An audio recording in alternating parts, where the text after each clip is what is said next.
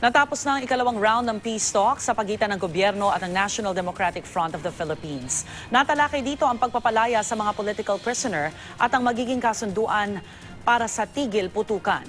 Mula sa Norway, narito ang report ni Rafi Tima. Sa pagtatapos ng ikalawang round ng negosasyon sa pagitan ng pamahalaan at National Democratic Front of the Philippines o NDFP, muling umusad ang usapang pangkapayapaan patungo sa isang final peace agreement na inaasahang tutuldok sa pinakamahabang rebelyon sa Asya. Pinakamahalaga sa mga napagkasunduan ang pag-usad ng usapan sa socio-economic reforms, political and constitutional reforms at end of hostilities and disposition of forces matapos magkasundong magkaroon sila ng common outline. The schedule for fleshing out of the outlines and eventual exchange of drafts and bilateral meetings to forge the tentative comprehensive agreements have been further firmed up.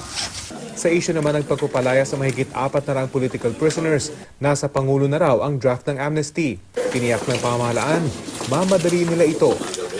There will be a lot of work more to be done, but these are milestones today. We hope that we stay the course in spite of challenges along the way.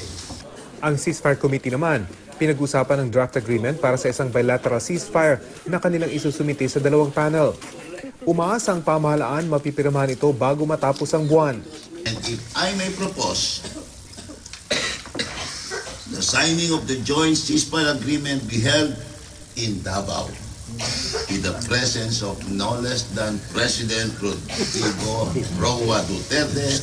Ang bagong chairman ng NDFP panel, umaasang magtutuloy-tuloy ang maayos na usapan bagamat nagkakainitan sa ilang issue. I extend our appreciation to the FGRD panel and their delegation for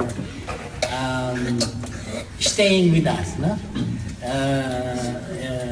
Especially with respect to the issues that we have long-standing differences over. No?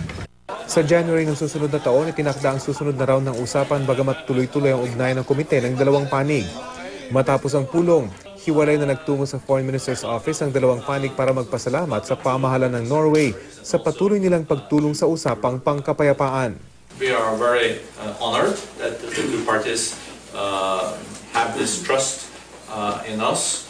And we will try to do our best to facilitate.